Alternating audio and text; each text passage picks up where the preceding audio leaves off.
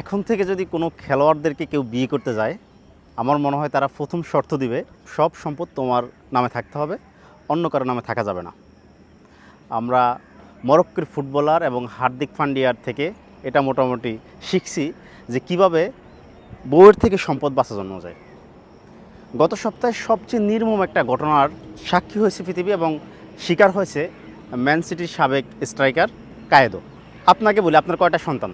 এই যে আপনি ধরেন আপনার 5টা সন্তান আছে, আপনি 5টা সন্তান লালন পালন করে বড় করছেন। এরপর হঠাৎ করে একদিন জানেন যে 5টা সন্তানই আপনার না, এগুলো অন্য বেটার সন্তান, আপনার স্ত্রী গর্ভধারণ করছে, আপনি জানেন না। কিন্তু এতদিন আপনি আপনার সন্তান মনে করে তাদের সাথে তাদেরকে লালন পালন করেছেন, তাদেরকে শিক্ষা দিয়েছেন, তাদের পিছনে টাকা পয়সা খরচ করেছেন, আদর ভালোবাসা দিয়েছেন। আঘাতটা কেমন হবে? যখন মানুষের প্রথম সন্তান হয়, প্রথম পিতা হয়, সেই যে স্বাদ, সেই যে আনন্দ, সেটা যদি আপনি জানেন যে আমার সেটাও মিথ্যা ছিল, তখন আপনার কেমন হবে?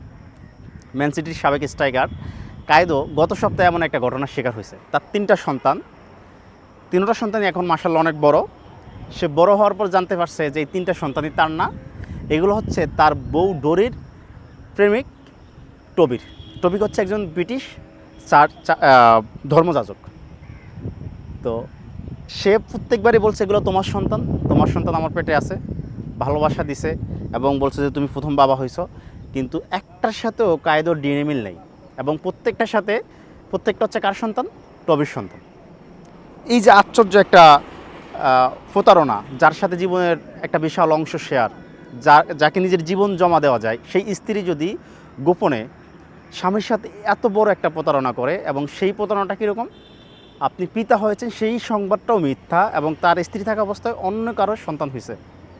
আপনি একজনের স্ত্রী, কিন্তু আপনার পেটে যে সন্তান সেটা আরেকজনের, এবং সেটা তাকে বলছেন যে এটা তোমার সন্তান।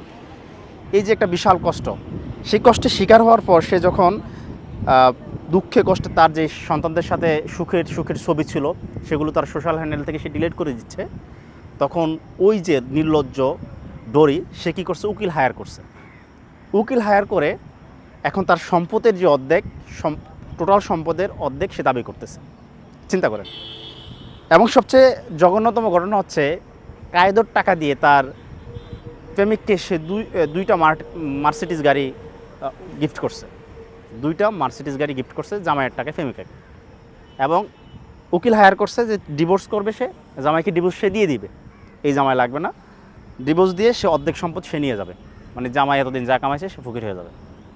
তো যারা নারীবাদের কথা বলে, যারা পশ্চিমা আইনের কথা বলে, আমরা এখন শুনি পৃথিবীতে মনে হয় এখন 3-4টা দেশ আছে যেখানে পরকীয়া বা জিনার অপরাধে ইট পাথর মেরে হত্যা করা হয়। যখন আমরা এগুলো দেখি যে আমরা এই পশ্চিমা পুরুষেরা সেখানে ঝাঁপিয়ে পড়ে, সেখানে নির্মমতার কথা বলে যে বর্বরতা, অনেক মানে ব্লেম দেয় সেখানে।